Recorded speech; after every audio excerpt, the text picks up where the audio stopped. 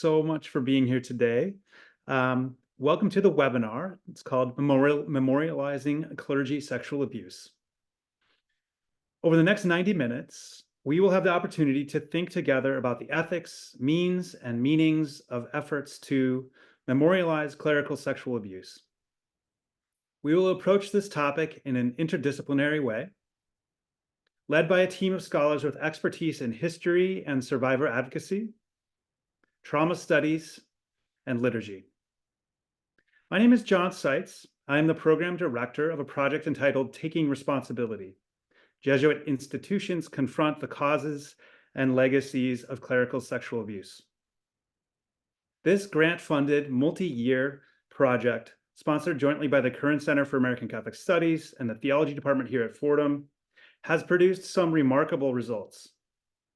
If you're not familiar with it, I strongly encourage you to check out the webpage, which offers access to reports, the reports of 17 distinct research teams from across Jesuit institutions around the United States on questions of clerical sexual abuse.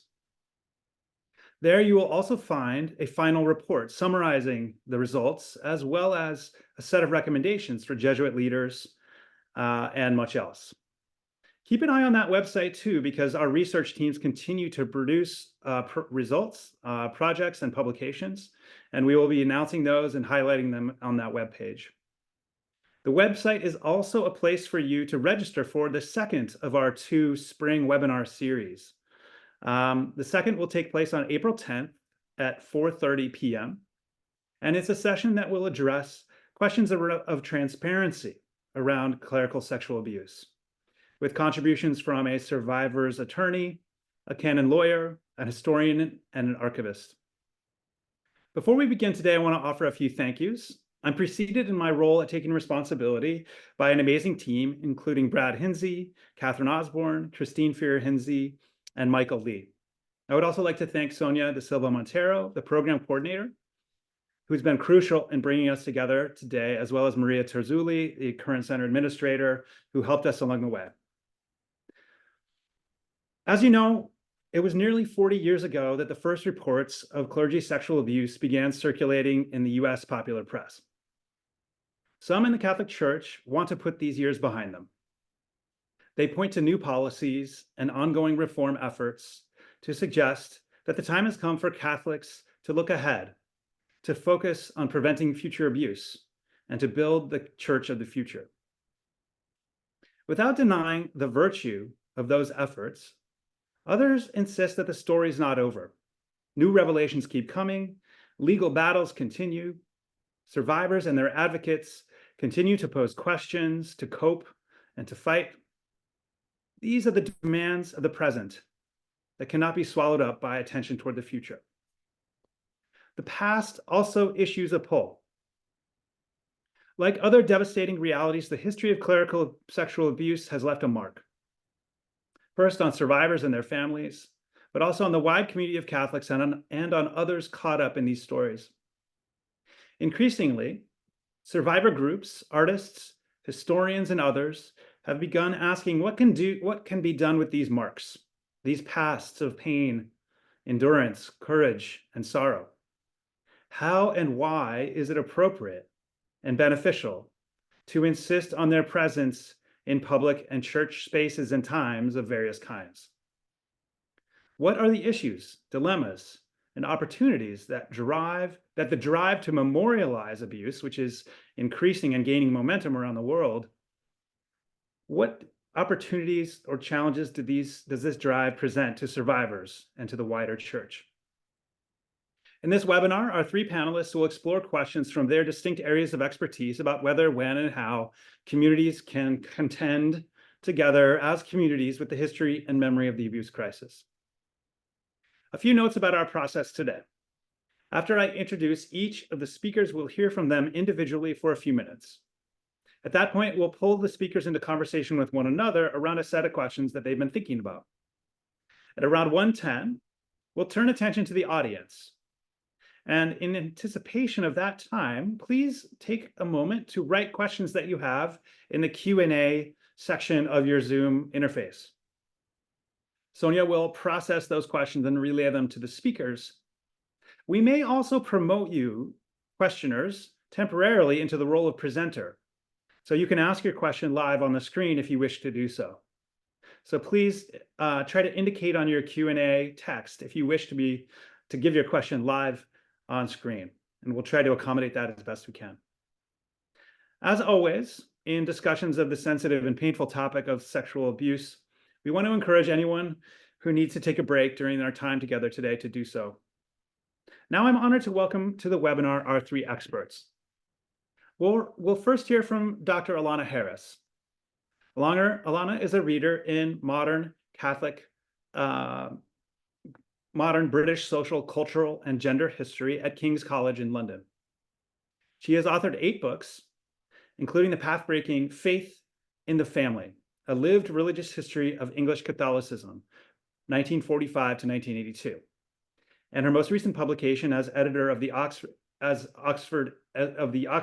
History of British and Irish Catholicism, 1914 to 2021. She has a forthcoming article with Massimo Fagioli entitled Pursuing the Long Shadow Over the Domestic Church Toward a Global History of Abuse in Catholic Settings. That's coming out in this spring. She is currently undertaking research on clerical sexual abuse in religious settings with a focus on the loud fence movement in Britain and Australia, which seeks to give visibility, voice through memorialization to those affected by abuse. Next, we will hear from Dr. Leila Karst. Leila is an assistant professor in the Department of Theological Studies at Loyola Marymount University, where she teaches and writes at the intersection of liturgy and ecclesiology. Her recent scholarship has explored the ways that racism, sexism, and sexual abuse have impacted our liturgical celebrations and the function of lament in addressing these liturgical challenges. She's currently studying theology and practice of lay preaching in Catholic communities and their implications for building a more synodal church. Dr. Karst's publication include articles in the journal Horizons, Liturgy, and Practical Matters. Finally, we'll turn attention over to Dr. Stephanie Arel. Stephanie is currently an instructor at Fordham University. Her research focuses on the pastoral theological practices around trauma, shame, and empathy. Her most recent project addresses the practices of commemoration in memorial museums and how those who mediate human memory and suffering offer a model for what it means to care for the other. Her book, Bearing Witness: The Wounds of Mass Trauma at Memorial Museums, is an ethnographic exploration of workers at memorial museums around the globe, considering their possible interpretation as public pastoral theologians. Among other works, Arel is also the author of Affect Theory, Shame and Christian Formation, and co-editor of Post-Traumatic Public Theology. She holds a certificate in treatment of trauma in the clinical setting from the New York Institute for Psychoanalysis and has been teaching in trauma and theology for 12 years. Thank you to our speakers, and thanks as well to you, our attendees, for being here today. We're eager to hear from all of you as we explore this important set of issues. Alana, we're going to begin with you. Allow me to highlight you on everyone's screen, and then we can get started. Thanks so much, everybody. Thanks so much, John. And what a privilege to be with everyone here. So I'm delighted to kick off what I'm sure is going to be a fascinating discussion with the rest of the wonderful panelists. A fortnight ago, I attended a loud fence in Newcastle in the north of England. Originating in Ballarat, Australia, and migrating to the UK over 18 months ago, a loud fence is an event memorialising CSA at which ribbons of all colours and styles are tied to church railings, hung from trees, or arranged in internal displays within churches. The ribbons symbolically enable people to send and receive messages of care, compassion, and support, giving visibility and voice to the eviscerating effects of CSA, fostering honesty and testimony, and breaking cultures of silence, taboo, and dissociation. In Newcastle, the iron railings surrounding the Victorian Cathedral were festooned with ribbons, as you'll see soon from some images we hope to display. Messages of support ranged from formal well-wishes from Hans Zollner and other church leaders across Europe, through to one-sentence memorial notes for named individuals, many of whom were no longer alive through suicide. Participants in the event added their own ribbons and messages on co-designed postcards or luggage tags. Inside the cathedral, arranged on the steps leading up to the altar, was a display of shoes, large and very small, and some women's shoes painted with gold leaf, with an explanatory note about the female religious victims of Mount Rupnik. Each had a note commanding the viewer, "See me." A mile down the road in the Anglican Cathedral, adorning one of their 14th century perpendicular columns, was a strawberry field, little red gems knitted, crocheted, or fashioned in cardboard by parishioners across the diocese. This co-participatory craft project was designed by survivor artists and pivoted around their insight that sometimes something beautiful can grow with time and nurturing out of muck, as they put it. There was also the opportunity to engage with Sarah Trotton's transformation series, 10 lino cut angels, like the angel that liberated Peter in Acts, she says, bridging heaven and earth and traversing emotions such as shame, betrayal, and despair, alongside justice, dignity, and honor. Reproduced on postcards and evoking the brass rubbings she did in churches as a child, they were available to take as a memento of the event or to use as a gentle visual prompt to conversation with others. Outside the Catholic Cathedral, facing the main road and opposite the train station, pink and green ribbons were tied to the open hand of the life-size statue of Cardinal Basil Hume, a Benedictine son of Newcastle itself and former Archbishop of Westminster. Inside the cathedral, during an opening mass of remembrance and penitence, the Catholic Bishop of Newcastle reiterated his installation apology to victim survivors and pledged to make the diocese safe and supportive of those hurt by abuse within the church or indeed elsewhere. A few days later, at the closing liturgy, the female Anglican Bishop of Newcastle tied a loud fence pledge ribbon around the statue of the cathedral's patron, St. Nicholas, thereby committing her diocese to be a safe haven for survivors. So what insights on memorialization do I draw from this recent case study, this ethnographic experience? Loud fence is an intentionally temporary and ephemeral memorialization, and the danger of aiming for a more permanent memorial, as confronted in Australia and France, about which we could speak more, is that whatever is created or erected homogenizes and maybe signals completion, a turning of the page or a moving on, when what is needed is a continuous voice, continuous voices being the name of the Ballarat memorial they're in the final stages of planning. Loud Fence's commemoration is backward facing, but also forward looking.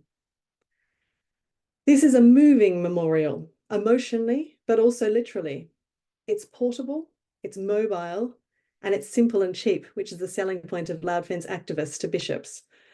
It relocates to where it's called, such as Wheeling, West Virginia on the 7th of April, and it modulates with each move. Each Loud Fence is its own discrete and unique event. At the Welsh Loud Fence, there were love spoon objects on which to write messages. And in Scotland in a month's time, tartan ribbons and messages in Scots Gaelic will be displayed. So it's clear that here we have an iterative and cumulative memorialization. And indeed, it's a transnational memorialization too. There have been Loud Fences in Italy and France, with plans afoot for Germany, Belgium, Poland, and Ireland. This is a co-produced memorial. Victim survivor groups in the locations work with lay church safeguarding officers and are brought into structured, focused, and purposeful conversations with the clergy and the bishop. The Loud Fence ribbons from the Birmingham event were ritually and intentionally removed from the fence and taken into the cloister. And through a survivor-led workshop, the fabric was woven into mats and then stitched into an altar cloth, which is on permanent display in the Catholic Cathedral. There's evidence over the last 12 months too of a profound opening out of new conversations and indeed CSA conversions, you might say. These have been initiated through Loud Fence planning, be that with the clergy who have never met a survivor, so they say, and who have overcome their fear of saying the wrong thing. Perhaps it's with the increased emotional intelligence within parts of the institution, realizing that it needs to own this history, to draw lessons, and to enable the culture change, and cultural change that moves beyond policies and procedures. In another diocese, the loud fence last year required refreshed personal development processes in the seminary, professional development processes, and indeed adapted compulsory training for existing clergy. And there are now moves afoot to create a specially trained pastoral ministry to survivors. A loud fence will also be held annually at different parishes around the diocese. So it's something that is ongoing. Victim survivors say that they feel seen, heard, believed, and validated through the planning and the execution of an event. The event itself is almost the culmination of this process. As one survivor said to me, "I've had a public institutional apology for the first time, and I feel now like my abuse has been taken into the heart of the institution, ingested like an antibiotic into the wounded body of Christ." Finally, alongside Loud Fence as an event and a mode of church reform, it offers an adaptable language or method for speaking about and listening to experiences of abuse.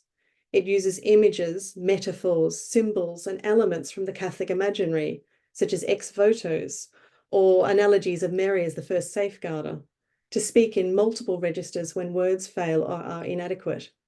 Survivors can signal their presence without having to fully disclose and risk re-traumatization or instrumentalization. And survivor allies like myself, rendered almost mute by anger, shame, and a sense of collective complicity, can encounter transformative narratives on a personal level, but also give voice, expressly or through a ribbon cipher, to our support, solidarity, and commitment to compassion and change.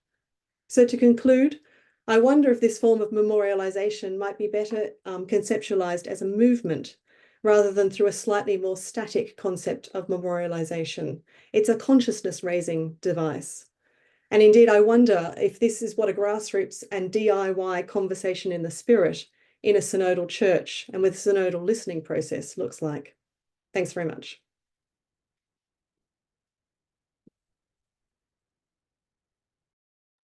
Thank you very much, Alana. I appreciate that. Very much to think about there. We're going to turn our attention now to Dr. Leila Karst. Leila? Thank you. Alana, that was really wonderful. Thank you. I wanted to start by giving just a little bit of a story about a memorial here at LMU, but first let me tell you something about who I am. I was a senior in high school when the Spotlight team at the Boston Globe published their first story about clergy sexual abuse in the Boston Archdiocese. This was, of course, not the first time that someone had reported on this issue, but it was a national phenomenon when the Boston Globe published this, and the first awareness I can remember at age 18 that made it all the way across the country to my little hometown of Idaho Falls. As I stand in front of my students these days, I am deeply aware that mine was really the last generation, I think, to grow up with an experience of the Catholic Church that didn't include a kind of de facto awareness of clergy sexual abuse as just part of the experience of being Catholic. And of course, our understanding of the scope and the impact of this crisis has deepened every year since then. I joined the faculty here at LMU in 2018, just a few weeks after the Pennsylvania grand jury report had been released. And I started working almost immediately because of that on this issue here with colleagues at LMU. Unrelated to the Pennsylvania grand jury report, but kind of serendipitously connected in time, that spring, the spring of 2019, my university hosted an art exhibit by a local artist named Trina McKillen. And the art exhibit, some of you may have seen it, was titled Confess. I'm actually going to put a link to Trina McKillen's website in here if you're curious about some of the images or what this exhibit looked like. At the opening of her exhibit, McKillen told the gathered crowd about growing up in Northern Ireland during the violent conflict between Protestants and Catholics known as the Troubles. And I want to share with you this morning a little bit of what she said as she talked about the kind of context for this exhibit. So here's what she told us. She said, "I was 5 years old when the Troubles began, and I'm the 8th of 9 children. We were Catholics living in Andersontown, a segregated Catholic area in West Belfast. As my siblings and I walked to and from school, riots would break out, and we had to hide behind walls to be protected from the sprays of bullets, bricks, and petrol bombs. Our school would often receive bomb scares. The alarm would sound and children would be led single file into our adjacent parish church, St. Teresa's. St. Teresa's was a refuge and a haven from the terrible reality outside. Despite the context of violent conflict, McKillen's childhood memories of her parish church are not entirely unfamiliar to many Catholics, including myself. Of course, my sleepy Idaho town knew nothing of the kinds of conflicts that McKillen did in Belfast, but I too found my childhood church a place of welcome, belonging, and safety. And of course, throughout the centuries, Catholic churches have often provided safety and refuge from violence and fear and served as places of welcome and belonging during both war and peace. But as decades of investigations and testimonies have shown us, this was certainly not the experience of every child, every woman, every adult that entered between the church walls. For those who experienced sexual abuse at the hands of church leaders, the church was not a place of refuge, as we know, but oftentimes a place of terror. McKillen talked about visiting her aging parents in Ireland in 2010. And while she was there, she asked her mother, trying to kind of suss out if her mother was still getting around okay, if her mom was still going to Mass. And McKillen then recalled, quote, she thought for a moment and then lowered her voice to a whisper and said, no, to be honest with you, I can't look at the priests in the same way after what's been going on with the children. I start with this story today in part because I want to draw our attention to McKillen's artwork as one example of a way that we might memorialize clergy sexual abuse, but also because I think it captures something more subtle, but more consistent. I think it points to a regular experience, a regular memorial, if you will, of clergy sexual abuse in our churches, particularly in our liturgies, which is my area of focus and study today. And I call this the memorial of the empty pew. It's hard to miss the presence of absence that lingers in so many Catholic parishes today. And while we certainly can't assign blame for every empty pew to the crisis of clergy abuse that has become more and more visible in our communities over the past 30 or 40 years, neither can we imagine that the two are unrelated. In fact, I would argue that one of the effects of clergy sexual abuse on our communities is to disappear members of our communities from our rituals and liturgies that often make up the kind of memorializing that Catholics do within their communities. So to me, the challenge of memorializing clergy sexual abuse, and especially in ritual and liturgy, is complicated by the fact that this very abuse has often had a liturgical or a ritual context. Some survivors can no longer stand to be among the smells and bells and symbols that accompanied, in some cases even facilitated, their abuse. Sacraments of grace for so many people have been transformed into sacraments of trauma. For those who aren't survivors but are struggling with this kind of growing awareness, this knowledge of what happened in their communities, and this kind of awareness either of their ignorance or inaction in the face of it, have oftentimes turned the beauty and truth they once found in the liturgy into a sort of lie, or at the very least, something that's not to be trusted. And of course, as we know, some have simply not survived the trauma of sexual abuse at all, and their absence speaks in a particular way in our communities. So I don't have a lot of answers for us, but I wanted to maybe start by opening up some questions that I'm thinking about and I'm wrestling with, and I'm happy to talk more about these if they're of interest to people, or we can go in other directions. But one question I am working on has to do with the idea that the rituals that Catholics often turn to memorialize or remember or heal, when we think about masses of healing or penitence, these are oftentimes not adequate or appropriate or accessible to people who have been wounded and traumatized by clergy sexual abuse. And so how do we start to either reclaim or create a new ritual and liturgical spaces of memorial that are safe spaces and graced spaces and beautiful and true spaces in light of clergy sexual abuse?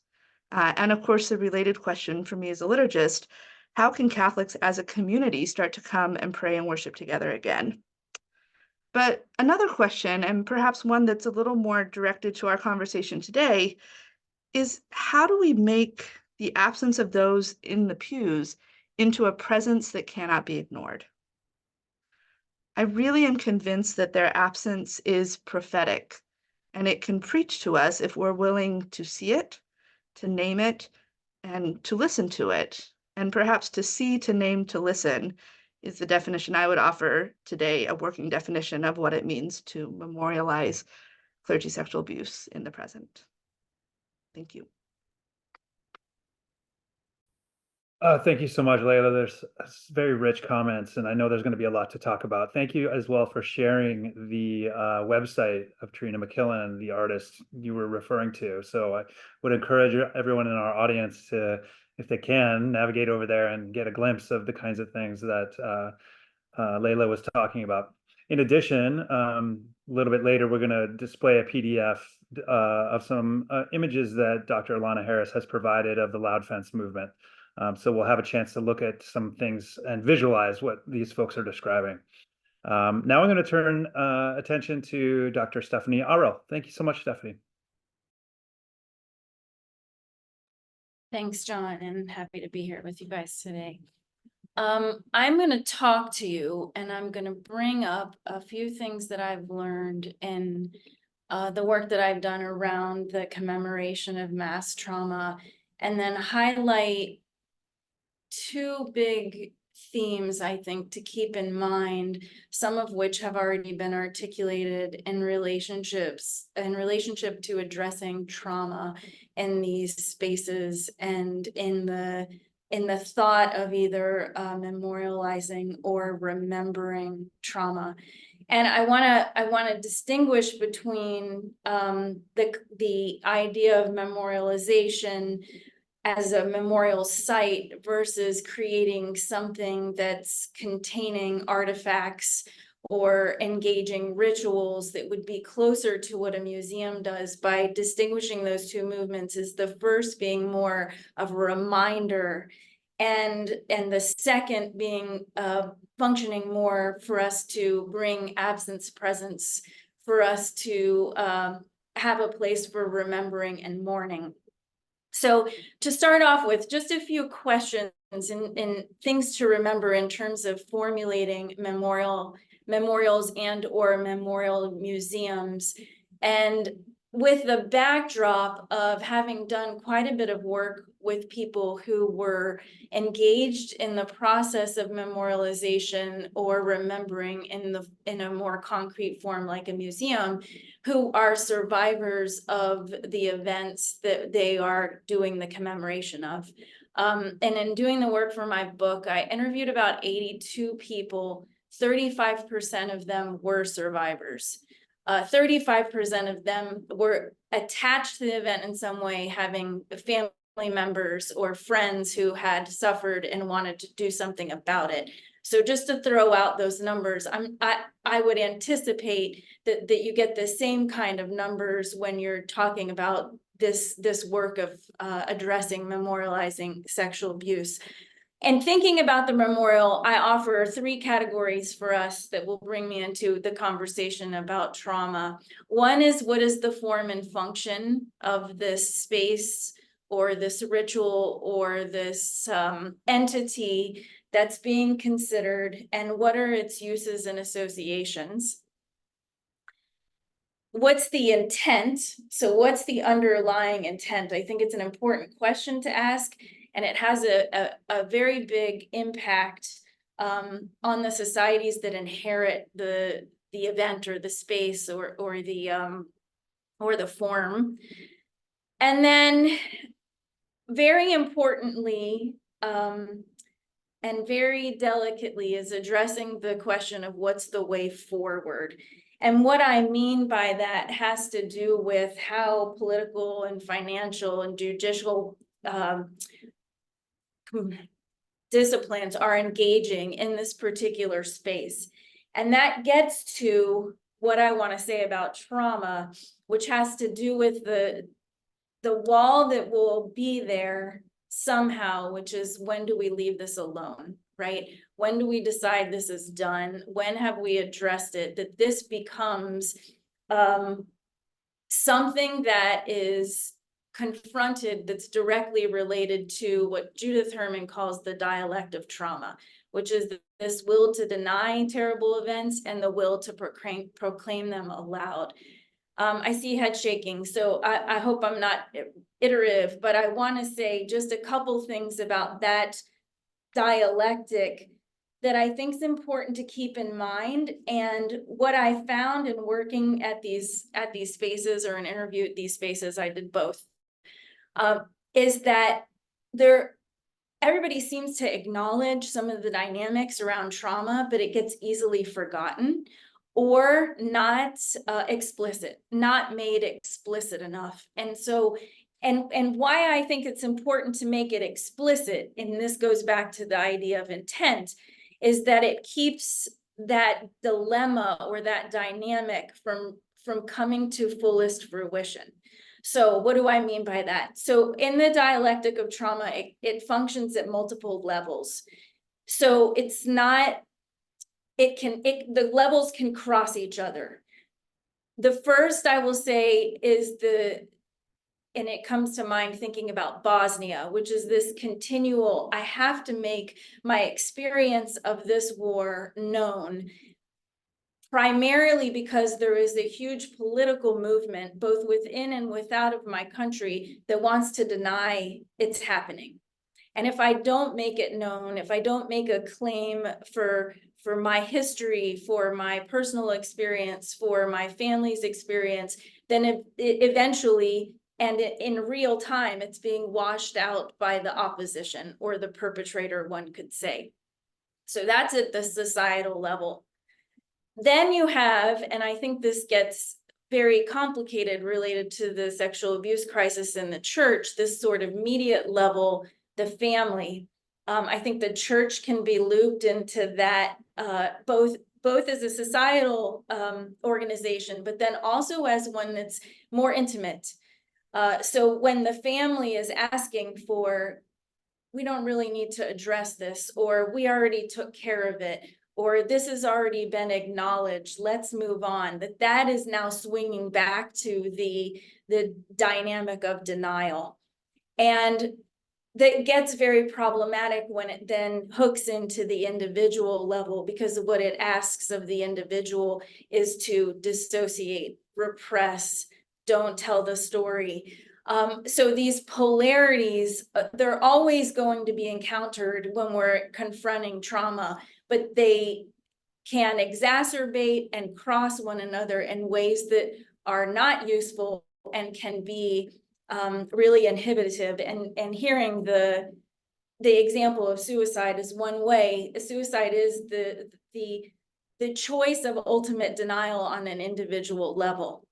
The silencing the church has done to some extent is another example of an extreme in terms of both the societal and the familial level of denial.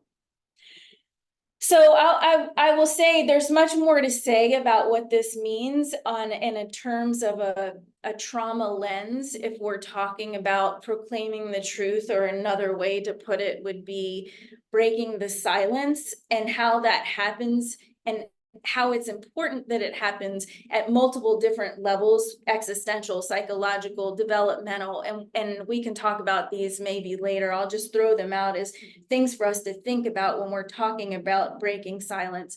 And then I'll end with my last point about this making explicit being really important. If the desire is for the spaces, the ritual, the form, to address and participate in any kind of recovery, if you want to use the word healing, is that it makes explicit the process, which is number one, and I take this from Judith Herman and add just a little from actually some of what John Carr has put out there, acknowledging the harm so that we're really naming it, and that is an active practice, not just something that gets thrown out there and then we move to the next step. Provide spaces for mourning, so that grieving all that's lost, which is a loss of a community of support, a loss of participation, a loss related to anybody who finds themselves or identifies as a victim, that there is space for all of that grieving to happen. That there is space for remembering the story or telling the stories, but that those aren't isolated from meaning making. Because the story by itself that gets reiterated and that doesn't change and that doesn't attach to a greater meaning can actually re-traumatize people. That's a big issue with survivor testimonies, I think, that needs to be kept at the forefront. And then the last is that these spaces or places or forms offer some ways for reconnection and for the establishment of solidarity that can be somehow trusted. So I think this speaks again to this isn't a one and done kind of event, and that the facilitation of reconnection and solidarity is something that is kept in the fore. Thank you. Okay, thank you so much, Dr. Arl, Stephanie. I appreciate that so much. There's so much to think about from all of these three presenters who have done a magnificent job of setting up a conversation for the rest of us. I think we should share Alana Harris's images, if that's possible, so that the attendees can also visualize what she was describing in her presentation as we pivot to a wider conversation about the issues that the speakers have brought up. So thank you so much for sharing those images with us. It helps to visualize and helps us to think more concretely about what we're talking about here. I would like to just begin the conversation by, or to carry on the conversation by asking each of you to reflect a little bit on, in the environments that you've studied and spent time thinking about, what different kinds of authority structures are in play? I'm highly aware that, creating conditions or circumstances of memory or memorialization around painful issues like these elicit all kinds of responses. And they take place in an environment that's not neutral, but that's suffused with different kinds of power and different kinds of authority and different kinds of commitments on the part of those who have control over a space or have control over time. So I would like to hear a little bit of each of you perhaps reflect a little bit on what kinds of authority figures, structures, dynamics have been in play in the settings in which you've studied, and how have the folks that you're studying or the ideas that you're exploring, how have they negotiated or worked with or around, and sometimes in spite of, the authority structures that they've encountered?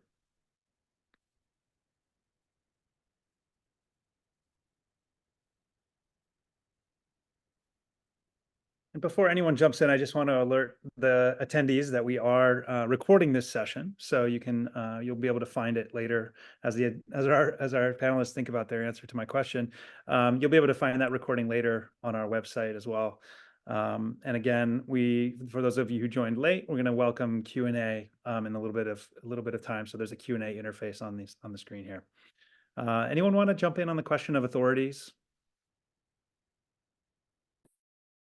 Yeah, I could start, I guess, because in some ways the transnational nature of Loud Fence means that I've seen it sort of interface with a couple of different sort of national sort of authority contexts. I think this is a hugely important question, and it relates to issues that have already been flagged up about the relationship between individual subjectivities, collective survivor identities and scripts, and then the ways in which this feeds into broader structural questions, and indeed the issue of where the conversation about clergy sexual abuse has got to in the various contexts. So Loud Fence, in its genesis in Ballarat, was born out of the ashes of the Royal Commission, and very much has a flavour in that context of the beginnings of a protest movement, and very DIY on the fence of the sites that were involved, particularly in surfacing those issues, and indeed around the cathedral where Cardinal Pell's funeral was being held and the like.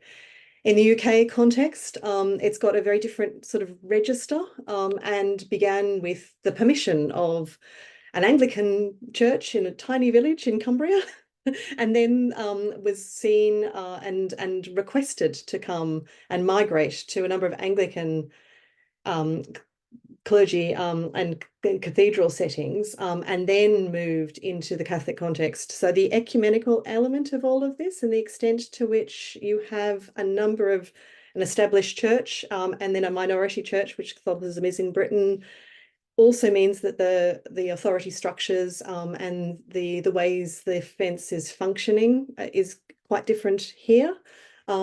And then thinking about the migration to France, and indeed the rebranding of Ribbons Against Forgetting over there, alongside the Soave report, and indeed the plenary council there of the French Bishops' Plenary Assembly that suggested they want a memorialization process to be a part of the commission there, means that it's again functioning in a different way, and sort of expressly annexed to the inquiry phases, and indeed a notion of sort of maybe transitional justice in all of that. So I think it's I think these issues of authority structures, where power lies, and ultimately thinking about the authority of survivors, and sort of experts by experience in all of this is hugely important too. And indeed, sort of through the process of the last sort of couple of years, through a variety of the commissions that are coming forth, the greater priority and framing and power and agency given to survivor testimony and voice means that you have again a sort of an inverting potentially, or it's sort of a grassroots. And I guess, you know, the thing with the movement that I've described, it's very DIY. It's not sort of a formal, at the moment, institutionalized process that you would need to go through if you're going to sort of set up a national memorial to survivors as a result of a royal commission. And that's the kind of conversations that are taking place in Newcastle in Australia and Ballarat in Australia, but they are about to abuse survivors in a multiplicity of settings, not just religious settings. So I guess the state as well as the church is another aspect to think about in all of this. Thank you. Others? I can jump in a little bit. When McKillen talked about kind of her art exhibit, having it at a place like LMU, right, at a Catholic institution, was unusual. Most of the other places that this exhibit has been have been in art galleries, right, in secular spaces unconnected to the Catholic context. And she actually talked in one of her presentations while the exhibit was here about having nightmares before it came to LMU, about kind of the bishop showing up at her door and stuff, right? And the kind of the way that Catholics, and particularly the Catholic hierarchy and authorities, would react to what she had prepared. Those did not come to fruition, right? But I think actually, like when we talk about the role of authority, right, the way that I think sometimes authority can even have a bit of a chilling effect on these memorials, or how we kind of proceed and move forward, right, regardless of even kind of concrete actions that they take. So I think that's actually one piece, is that depending on where you're at, right, it can be really difficult to be able to construct a memorial at a faith-based institution, whether we're talking about a parish or a university or whatever.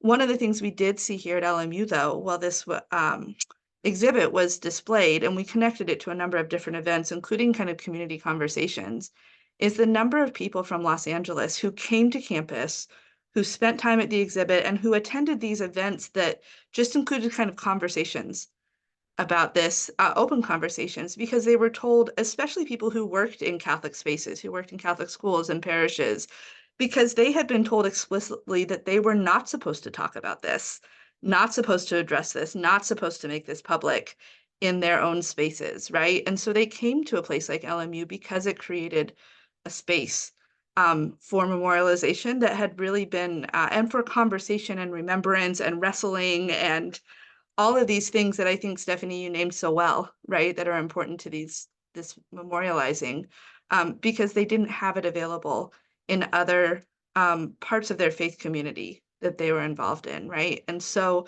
I do think about, especially ways that places like universities and other spaces have some opening and opportunity and space to memorialize in a way that's sometimes, again, depending on your diocese, your parish, right? I mean, depending on leadership, that's problematic. The other thing, John, that your question raised for me is the difficulty of hierarchical authority in memorializing, right? Because there's such a, not just a psychological association between the abuse and all clergy in the Catholic Church, regardless of whether or not they were personally involved in it, right? But also a symbolic one, a ritual symbolic association. We think about something like an in persona Christi, which really does on multiple levels make these people kind of interchangeable in people's eyes. And so, Alana, I think you're right that there's a grassroots movement to this, right? That there is the authority to memorialize can't come from the hierarchy. And when it has, right, which is often come in the form of let's have a massive remembrance or a massive healing, oftentimes people just don't show up because people don't want to be there for that, right? And so I think the most effective memorials have come from these other spaces. And when authority has functioned well, they've made space for it, right, and allowed it to emerge. But I don't know that there's much more that they can contribute to this other than letting it happen.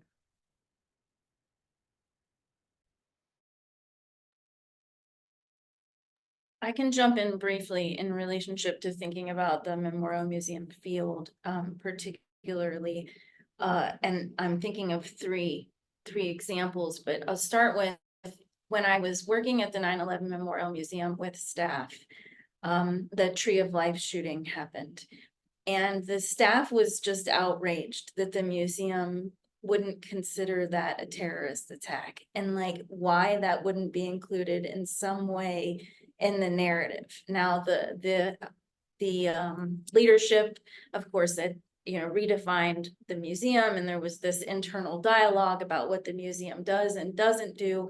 But the staff throughout the time period of being there, and I would imagine that it's still something that happens, really wants to say there has to be more for us to look at than just this event, or more for us to make comments about in relation to global politics, in relationship to other events of mass trauma. And they continually come up against this dilemma. And internally, it's a conflict for people who work there.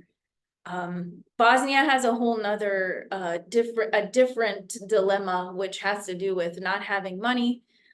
So that's a lot of do-it-yourself, of combating political regimes internally and externally that don't want to have any support related to memorialization of the genocide there. And then the case study that gives some data related to how to respond to this is what I think is the most important here, but that comes out of the origination of the United States National Holocaust Memorial Museum, and it's this. It speaks to this idea of agency. So two things help. One is for people to feel as if they have skill sets to respond, even if it's not directly to the problem. And the skill sets can be anything: good leadership skills, their particular profession. The point of whatever this skill set is to have the person who's having this dilemma actually feel as if they have some power. And that power can manifest in multiple ways. It doesn't have to be against the hierarchy. And unfortunately, it's unrealistic to think that there can be a push back. It has to be more of a mass movement. I think someone said earlier in relationship to what we could think about this memorialization could be. So agency is number one, skill building goes with that. And the second is the building of community and solidarity. So those two things have statistically shown to be helpful when we're dealing with commemoration of mass trauma, dealing with trauma, even think of organizations that are defined by trauma. So crisis centers, anything that comes out of trauma, that those two things have been shown to be useful for workers in the field doing commemoration and dealing with leadership and hierarchy. Interesting. Thank you, everyone. I guess I'm sensing a bit of a tension or something worth exploring, perhaps, in a couple of the metaphors that were surfaced in the original comments. And one, in light of especially this question about authority, which was, Alana, I think you used the phrase antibiotic, or one of the survivors referred to the loud fence ribbon almost itself as a kind of form of antibiotic that was woven into an altar cloth that was then part of the liturgical life of the parish.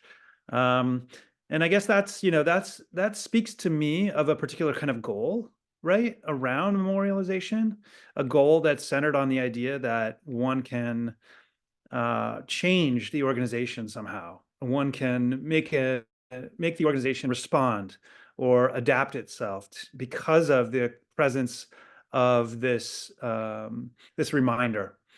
And of course, like, to give an antibiotic, the patient has to be willing to receive the antibiotic, I think. And so I'm just kind of wondering about, maybe some of the metaphors that are part of the ways survivors have thought about what's happening.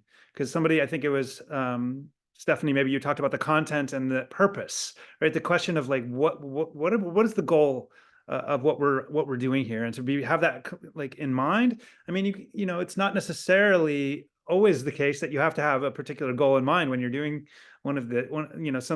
some project of memory. But I do think maybe we can play around or think a little bit about the metaphors that are in use, and maybe reflect on what they say about the purpose of these endeavors. Shall I come back specifically on the antibiotic? I was, as you will have gleaned, very struck by that metaphor too, particularly thinking about an ecclesiology that thinks of the church as the body of Christ too, and members. I think what you're gesturing to is, I mean, you think about, that classic book, The Body Keeps the Score. You can't just medicate.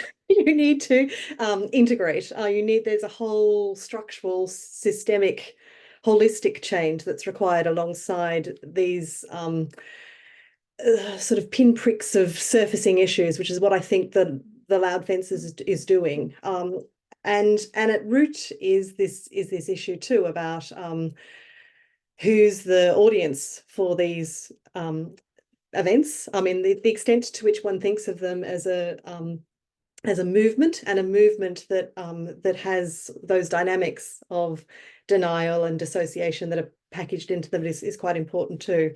But actually, I mean, I think it goes to this issue of really fundamental issues about ecclesiology here too, about where church is, and whether actually for many of those who've been involved in this over the last 12-18 months, churches outside on the street and at the fence as a literal liminal space site. And things are happening the other side of it, and inside, and that's really quite important too, particularly if there's educational processes and indeed emotional intelligence that is evolving on the other side of it, because I think that's really important too. But ultimately, the reciprocity and relationship and space for grieving, as well as remembering that is happening on the fence, is probably the patient may be resistant to the antibiotic. So in the meantime, what else can you do sort of around all of that too, to sort of strain the metaphor a little? I don't know. I mean, I think it is a really important question too, though, about this issue of intentionality, and indeed with these DIY grassroots movements, how much of this is about instinct and emotion and in the relationships that are forged through this process too, and sort of the ways in which they grow and evolve through the process as well. Layla? When we talk about healing, I always I feel like there's another question that has to be answered in terms of intent, right? Which is, whose healing are we concerned about in this situation? Because if our goal is to offer something that is healing or restorative to victims and survivors, right, that might lead us down one direction. But I have also, there are plenty of conversations who view the wounded victim in this whole situation as the church, right? That has somehow been wounded or harmed by these people coming forward and the continually coming forward with their stories, the lawsuits that are being brought and the financial impact, right? Like, and so I mean, part of my question is who's healing are we most concerned about here? I don't know that it has to be an either or, right? But I do think it's important to kind of name clearly the kind, like who's healing and the kinds of healing and the kinds of assumptions that work within that, right? I'm thinking about the comment of a bishop a number of years ago who referred to survivors who have left the church, right, who no longer want to be part of its institutions and its community, as people who wounded the church and in his words, cut and run, right? Which is, you can tell I'm still angry about that like years later. And so like I actually am, in some ways, I feel like the metaphor needs some nuance to it, right, in terms of healing, because I don't even know within our ecclesial communities that we agree on who's been wounded and who needs to be healed and who should be prioritized for healing in that process, right? I don't know how to fix that problem, but I wonder if one way to do it is to for healing metaphors to be accompanied by metaphors of justice, right? And an intent towards justice that might also speak to kind of the ongoing issues, right? As opposed to seeing this as entirely in the past. Thank you. Yes, Stephanie. This gets into my sort of pushback against even thinking about what saying healing and what healing means, and that we imply in the use of the word. Not always. I mean, it's a lovely word, but it has some implications related to the idea of finishing. And the thing is that sexual abuse is doesn't finish. So it's a wound that will remain.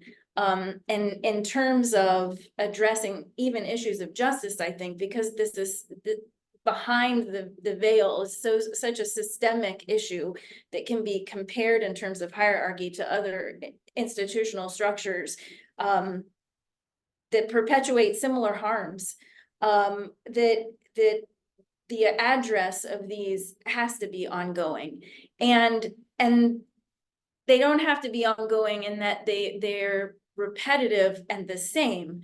I mean, the concept of the liturgical calendar is to return, but hopefully we're returning differently every time we return. So the idea is to set up or to imagine, in my ideal mind, would be some kind of process that is engaged and returned to, but that one finds oneself changed as they're returning to different parts of the process, whether that's part of grieving or whether that's part of telling the story or whether that's part of creating meaning. It's continual. So that's not to say that the word healing isn't useful in settings, but that it be unpacked in a way that's not conclusive and has some final end. That also leads into the idea of, here, we're going to tie a bow on this and we've addressed it and we're done. Thanks. Yeah, thank you so much. How has the coverage of clergy sexual abuse has very often been critiqued as fixated on the abuse of young boys rather than the abuse of girls and women. I wonder if you've seen in your reflection or study of memorialization of abuse any gender dynamics in the ways that memorialization proceeds or the ways that it tries to imagine or insert itself into the conversation. Has gender factored in?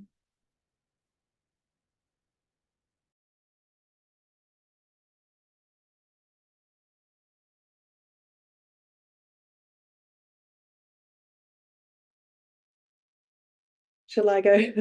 Sort of resistant to the notion of going in order too, but also happy to sort of kick things off.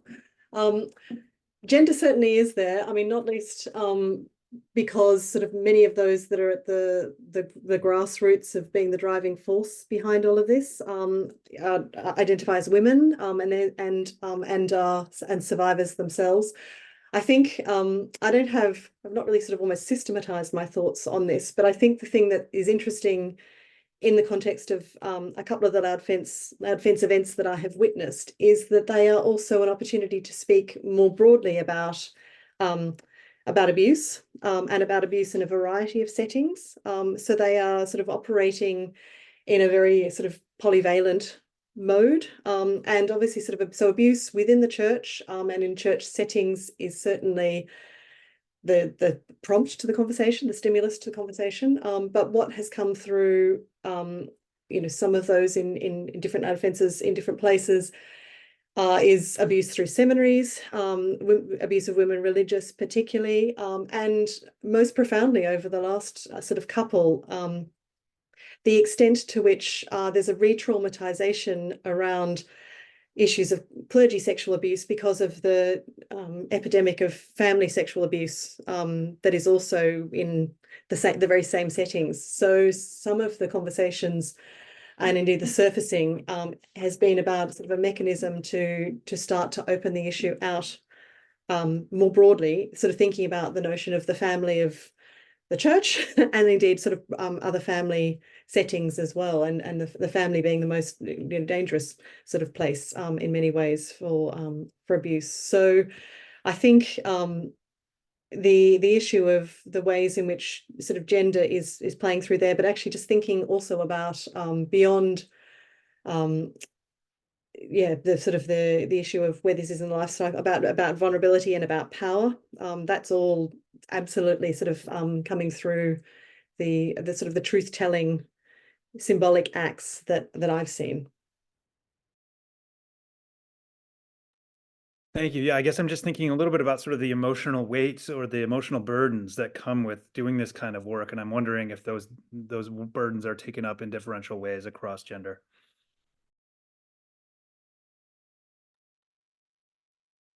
Yeah. Yeah. Oh, go ahead. You go, Layla. I don't have a ton to add there, except that I'm noting who's on the screen today.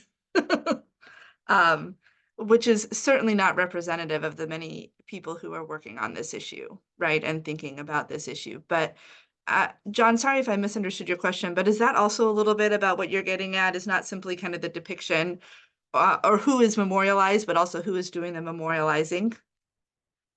Yeah. Mm-hmm. I mean, I think that's worth exploring. I wish I had something more to add, but I also really appreciate Stephanie's observation prior that these are structural issues within our church as well in terms of labor, right?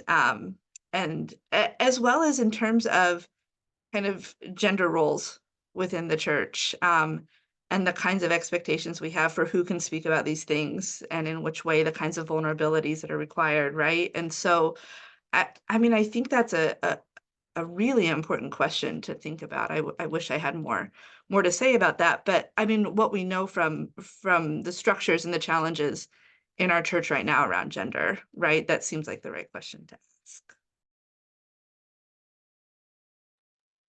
The only thing I'll add, and this will be brief, because I can't add much to the dynamic of the memorialization of this particular issue, and sexual abuse is different than having experiences of war outside of sexual abuse. In that vein, what I will say is that the survivor narratives that include sexual abuse are laden with shame in the way that other narratives of experiencing violence don't have. And it has to do with the bystander. There are other things that it has to do with, but it also has to do with the bystander, and I'll relate that to some stuff that's been done around child suicide and parents recognizing that what's not said. So what's not said, or people not knowing how to respond, or the bystander not ratifying or acknowledging the experience and the depth of effect of sexual abuse. And also the response of the bystander or witness in terms of how they categorize the teller. So, you know, if I have an experience of war, I have returned as the potential hero. Now, this doesn't always happen in terms of role playing, but the response to the survivor of sexual assault is a very different one of where do I place you now? Where do you belong in my construction or imagination of what roles people play or what's real in the world? And that comes from their own personal issues, power issues, issues around sex, issues around intimacy.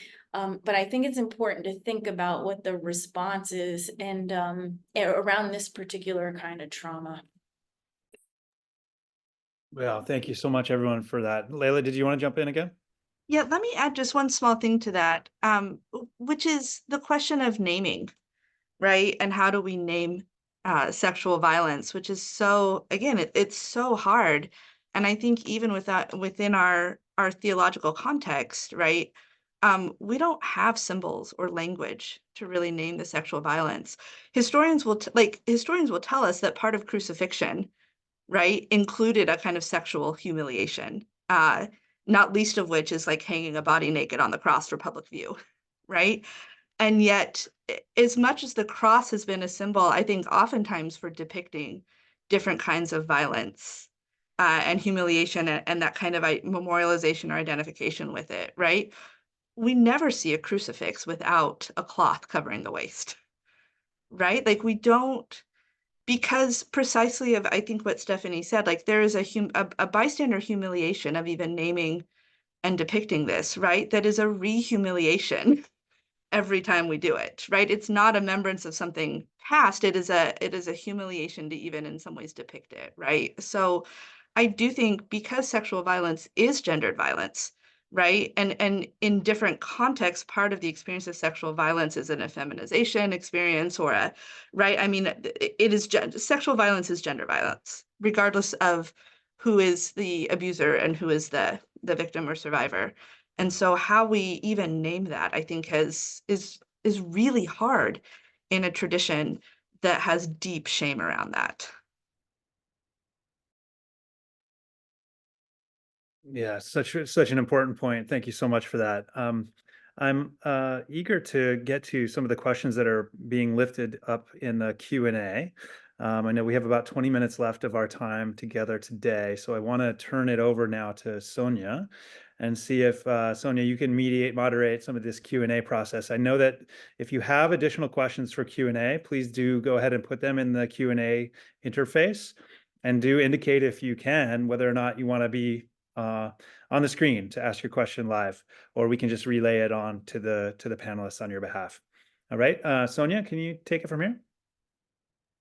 Yes, thank you. Thank you, John, and thank you so much to our panelists for this such an important conversation and discussion.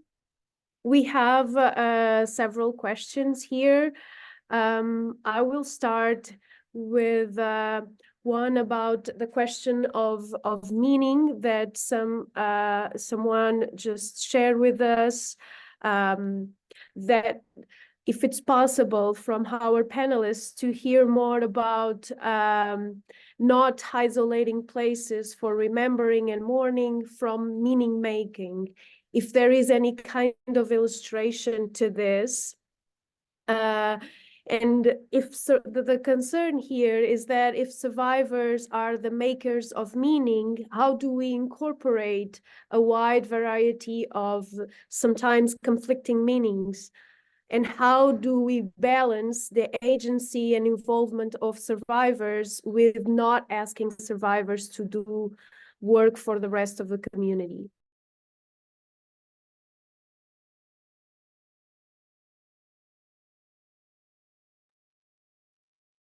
I think that's hugely important, and it's interesting that in many ways this chimes with a whole lot of equalities work or diversity and inclusion work that I've done in sort of different guises.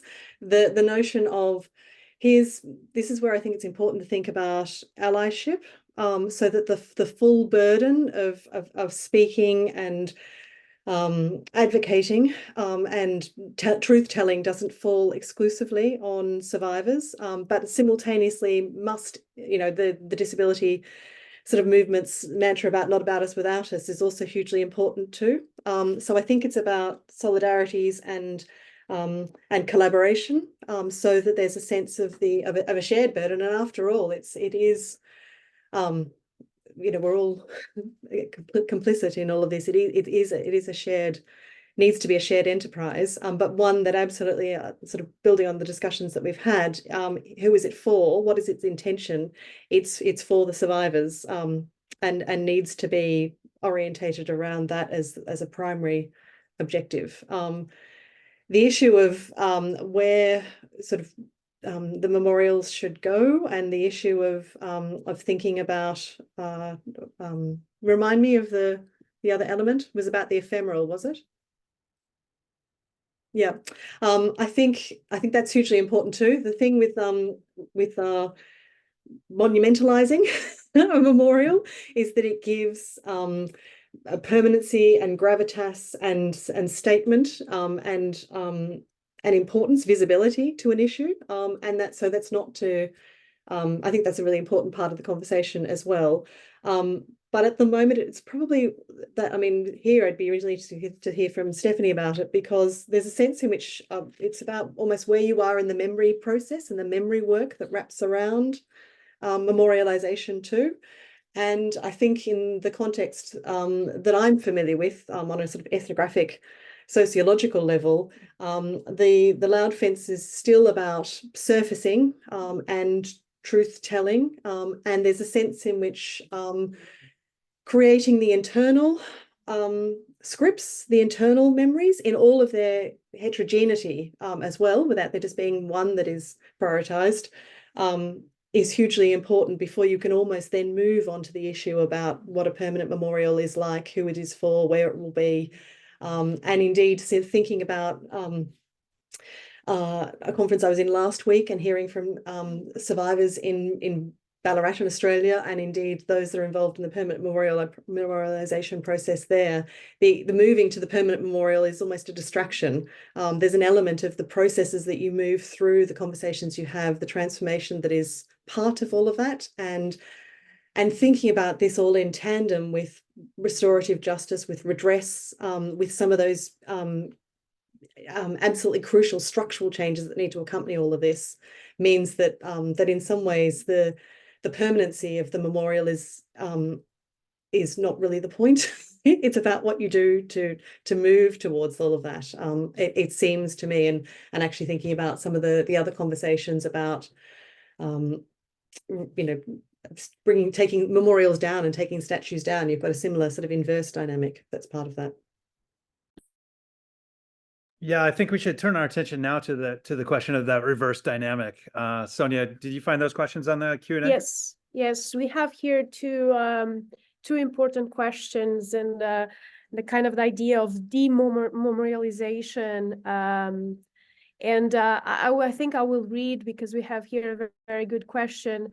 Parish, dioceses, religious orders, as well as towns, have memorialized priests and nuns who are subsequently identified as abusers. What do our panelists think about decommissioning and dememorializing versus keeping memorials, but annotating them with information about the abuse? For example, which treatment would you favor for the Rupnik mosaics? Just an example, illustration.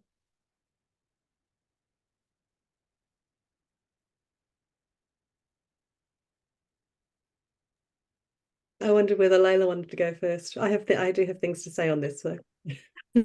I can take a swing.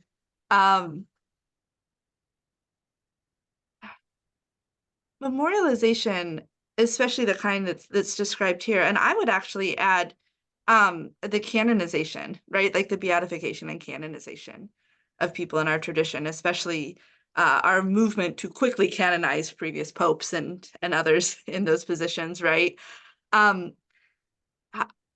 Is such a challenge, right?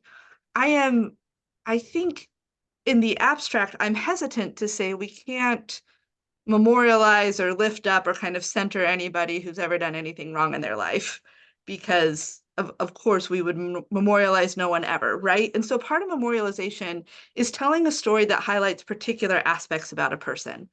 But on the other hand, who gets to decide what that story is, right? And who has the agency, the ecclesial agency, to tell that story?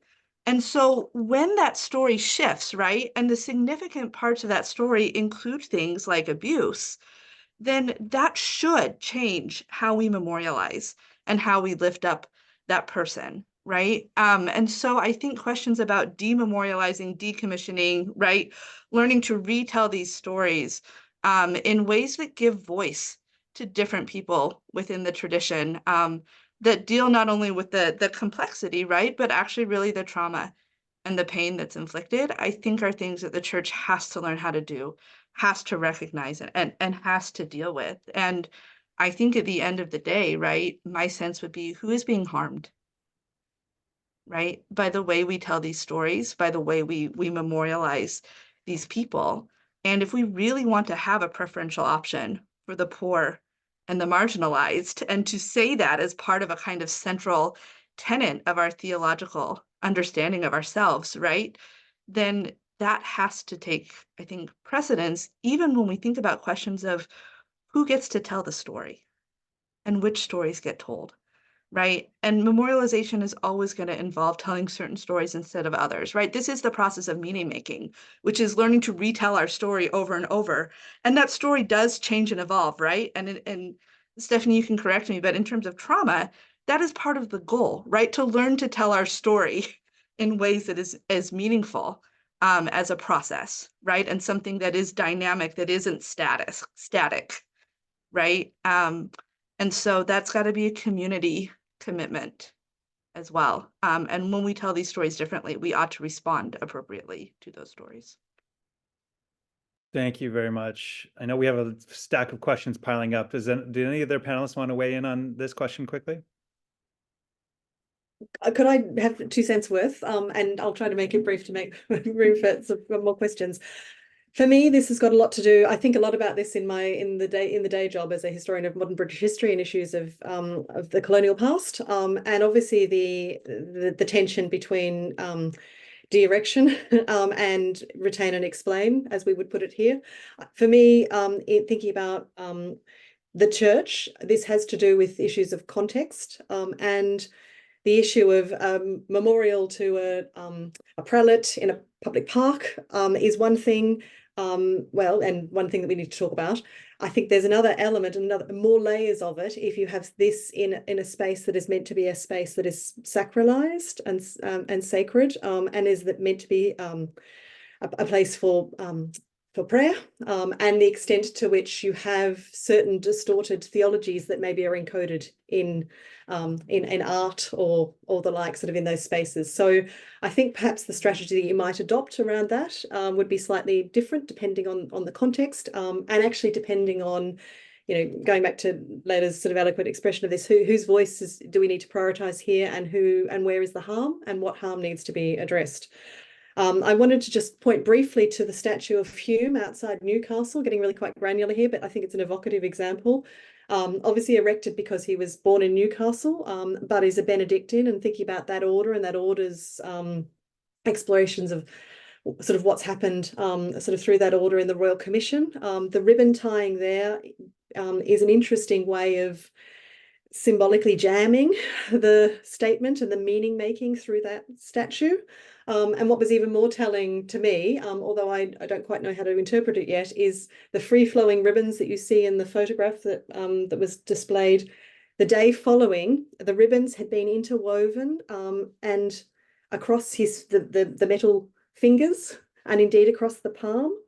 And there was some sort of really interesting symbolic act, I think they're about that is ambiguous about the hands, the symbolic hands and the like, and some sort of form of meaning making there through the ribbons. So all of this to say, I think it's these things are hugely live. There are lessons to be learned from other contexts as well. But in all of this, we need to think about what's at stake and who we consult when we're making decisions around them. Thank you. I think Julia, you're on if you can turn on your video. I'm not sure how. Oh,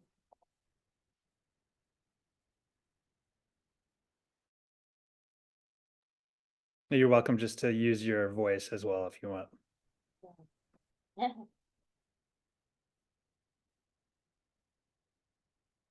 Hi, thanks so much for a great discussion. I'm thinking a lot about and you have already spoken to it a little bit, Alana, but this tension between, you know, permanent memorialization or more ephemeral, participative kinds of acts. I'm thinking about the dynamic in which many times survivor movements are not as permanent and having as much power as the institutions that have harmed them.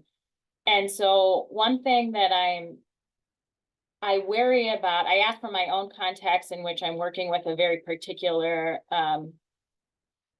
studying a very particular perpetrator in a very particular institutional context that I think shares many features with lots of other institutions, that this particular institution really doesn't want to acknowledge what happened, would rather it disappear, right?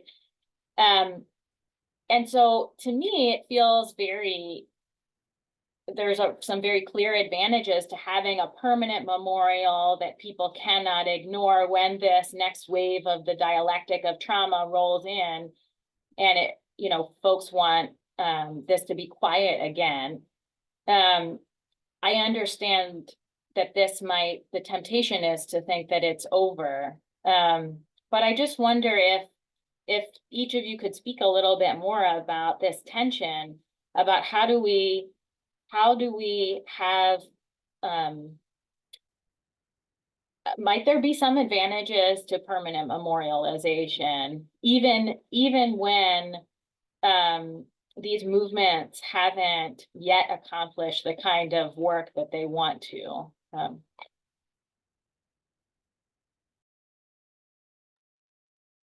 I'll go real fast on that, just because I think in thinking about permanency, one of the most critical aspects to me has to do with space and where the location is, because the space has to be symbolically evocative and rich, and the site, where it is, what it is, all of that has to have extreme significance, or it falls into a kind of paralysis where people can't identify what it means. So that's all I'll say about that, just in terms of permanency. I also think, just in terms of, to build off of what Layla was saying, and I was shaking my head, yes, is that I think that there's room and need for both kinds of work around commemorating something that's traumatic, that there be movement and impermanence, and that there be some sort of permanence. Not at the risk of closing off the discourse, right? That the site itself, or the permanence, is more of the reminder, and perhaps a reminder to continue to engage.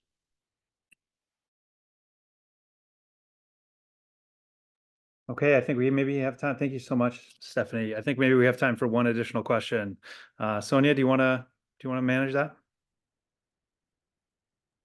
Yes, I'm inviting here Heather to share her question. Just a second, please. Her question and her comment. Okay. Yeah, we are running low on time. So Heather, if you want to jump in with your comment and question, we'd be eager to hear from you. Sure. I just wanted to say how much I truly appreciate the dialogue today. I am a trauma-trained psychologist, and I work as a victims assistance coordinator in the Archdiocese of LA. I don't know, Layla, if you're aware or not, but we have been building gardens in the Archdiocese of LA. And we're on garden number 5 is in the works. We have 5 regions. And I want to say, I guess there's a part of me that's very affirmed by what you've described. We have some permanence, but there is a memorial that is an apology, an acknowledgement, and a prayer from Archbishop. It's victim led. We're in a partnership. It was paid for by the church. So it comes as an acknowledgement from within the church. And I'm privileged to know a handful of stories of survivors that are known to my office, and also people who are not yet known, who have found the garden is a way to reconnect in a safe space. So I really want to acknowledge the collective wisdom on the group. And if any of you had any feedback for us on the garden project, we would be very open to that, even as far in as we are. We'd be very open to that feedback. But I just really want to say, as someone who's been doing this work for almost 20 years, to have this level of discourse does my heart good for the work that we're all engaged in. So any reflections would be welcome. Thank you.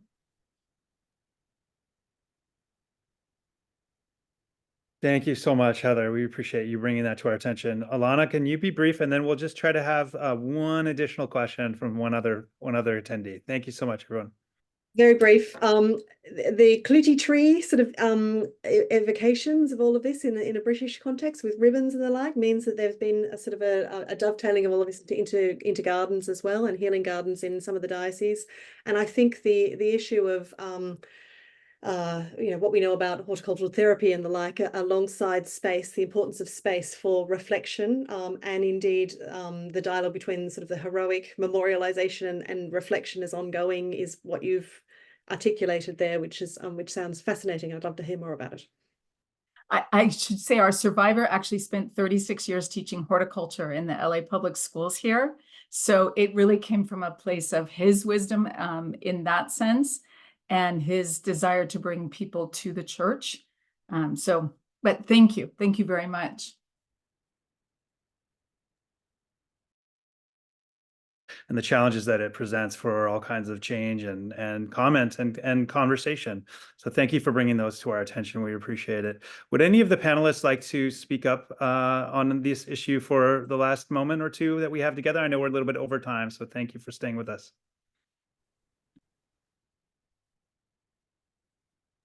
Well, just really to say, I mean, I finished my opening remarks with thinking about what a synodal church is and ultimately where the church is and who it is. And I think that sort of, in some ways, sort of a DIY grassroots approach to all of this speaks to the really important questions that have been posed about the old the old wineskins and how they won't do.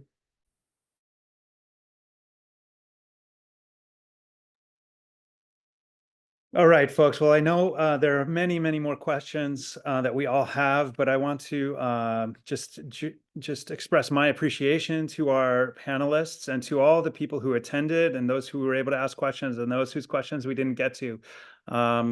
We will pass them along to the panelists, and we will continue to foster conversation here at Taking Responsibility. And we invite you to be part of that process and to send us information, send us questions, be in touch with us, and keep an eye on the things that we have planned as well, including a webinar coming up on April 10th, 4:30, on questions about transparency and the archival process. So please join me in thanking the panelists in your remote, distant ways. We are so grateful for your time, and I think this was a very rich conversation. Please do keep an eye out on our website for a recording of this event to appear in the appropriate section of our webpage.